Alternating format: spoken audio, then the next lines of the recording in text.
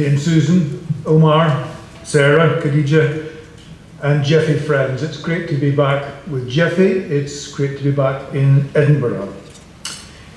This year we mark the 250th anniversary of the declaration by the American colonies of their independence from Britain. And also, as has been said before, the publication by Adam Smith of The Wealth of Nations. In Smith's seminal work, he set out what he believed were the key drivers in a nation's prosperity and argued that wealth comes from productive labour and trade, the activities of its citizens.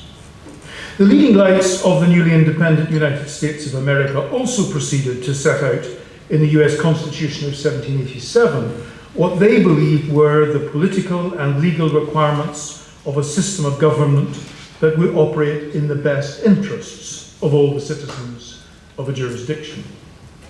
Much of the development of constitutional law and socio-economic practice since then has been informed by and based on these seminal models. Indeed, they came to be thought of as freestanding, and in the words of the US Declaration of Independence, self-evident truths.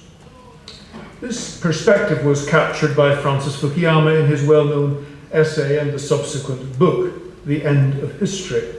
It didn't mean that the world was coming to an end, whether or not it is, but what he meant was that there was no longer any necessary or credible debate about ideologies because liberal democracy, as understood in the United States of America, was now established as the best form of government and social order. And social evolution had taken us beyond arguments about what the political good was. All that remained were technocratic debates about what specific policies would best achieve these agreed goals. However, as Canadian Prime Minister Mark Carney pointed out in his speech at the World Economic Forum in Davos in January of this year, I may say one of the most significant political speeches by a political leader in at least 2 decades, if not more. Carney pointed out that this was a delusion, which had only been able to be maintained by the West ignoring realities that had been widely known by people in what we sometimes refer to as the Global South. It had also been understood by a minority of Western thinkers, people such as the Irish economist Brian Arthur and the English philosopher John Gray. The illusion could only be sustained so long as the West was able to maintain military, economic, political, and cultural hegemony. It's often forgotten that when Adam Smith set out his economic model in The Wealth of Nations, it had been preceded by and assumed the ethical understandings he had previously published in the Theory of Moral Sentiments, published in 1759. Similarly, those who fashioned the US Constitution had very clear assumptions informed by their religious and moral backgrounds. And they assumed that the understandings they had were not merely theoretical constructs, but universal verities. And this was manifested much more recently in the Universal Declaration of Human Rights, which set out how a recognition and observation of the rights of individuals was a necessary and largely sufficient code for all communities.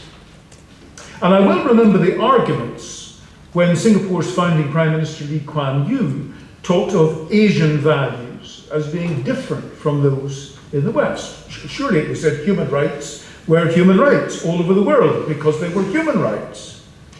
But what Lee Kuan Yew was pointing out was what was already observed by the philosopher Isaiah Berlin, that there were not actually universal agreements on what is the good. For example, as regards the balance of consideration between the rights of the individual and the requirements of the wider society.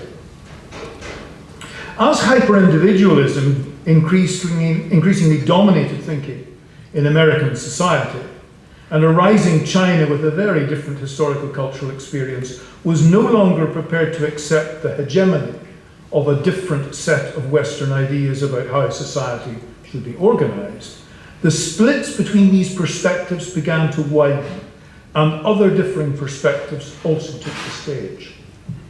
The consequence was that the intellectual, political and economic world that Fukuyama had assumed was following a single trajectory and outcome instead became fragmented.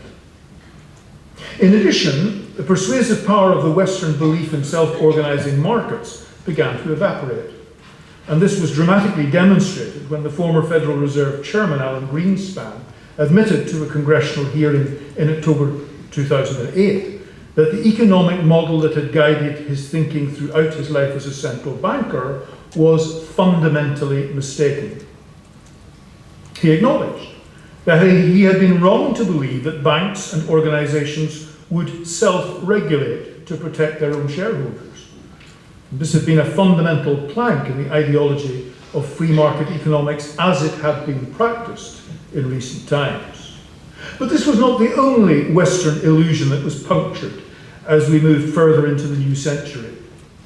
Tony Blair and his Third Way colleagues were convinced that if China could be persuaded to adopt a market economy, it would inevitably also move to develop a liberal democracy. It has subsequently become clear that this too was an error of judgment, based on the notion that there is a universal and demonstrably correct, one might even say scientific model of the economy, and a universal set of values and political and social principles. It's further assumed that these are individualistic principles on the Western model, and that eventually all cultures will come to accept this. However, not only have others not accepted them, but the exposure of the mistaken nature of these assumptions has been followed by the dramatic and increasingly horrifying collapse of the moral order represented by a hegemonic America, which has been cut adrift from any sense of the ethical boundaries and moral foundations that were essential assumptions in the minds of Adam Smith and the drafters of the American Declaration of Independence and the US Constitution. The consequence of this has been a loss of trust and confidence by our citizens that those charged with leadership in politics, economics, governance, and social order are honest, know what they're talking about, or have the best interests of the larger citizenry at heart. However, all is not yet lost. And for me, one of the few positive features of this otherwise increasingly dangerous global disorder have been the repeated interventions by Pope Leo, speaking truth to power, the speeches by King Charles in his recent state visit to the United States, and Mark Carney's speeches and actions as not only the Prime Minister of Canada, but increasingly as the political thinker and leader who most clearly represents genuinely liberal politics and values. Indeed, values, with the strapline, Building a Better World for All, was the title that he chose for his major work, published in 2021, building on his experience in business and banking, but prior to his involvement in elected politics. What all three of them bring to the table and reflect in their speeches and writings is a clear personal moral framework and an appreciation that others may have a different framework that must be treated with respect, even if we do not entirely share it. These two elements are crucial: having a clear personal moral foundation and having also respect for and relationships with those who hold to different sets of views. Holding both together was, for the philosopher Isaiah Berlin, one of the features that differentiated pluralism from multiculturalism. In value pluralism, as it has come to be called, we hold to our own foundational moral values, but we have a relationship of respect with those who differ. And it is this combination that has been lacking in much of our political and intellectual leadership. In my own view, it is this value pluralism that we must espouse if we are not to continue our slide into a third catastrophic and potentially existential global conflict.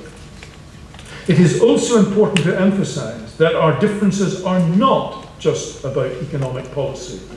It's not just the economy stupid, as maintained by Bill Clinton's political strategist James Carville. Indeed, left and right economic differences are now no longer the primary dividing line in politics.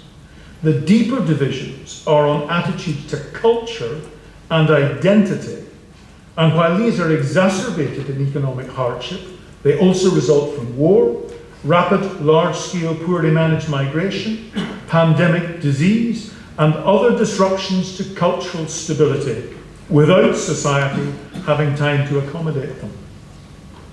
Adopting a posture of value pluralism can allow us to have our differences without a resulting fragmentation, if we can sustain our relationships despite our differences. And that requires more than structures and regulations. It requires emotional attachment, a human dimension of sustained relationships that is beyond anything that can be provided by artificial intelligence. Thank you.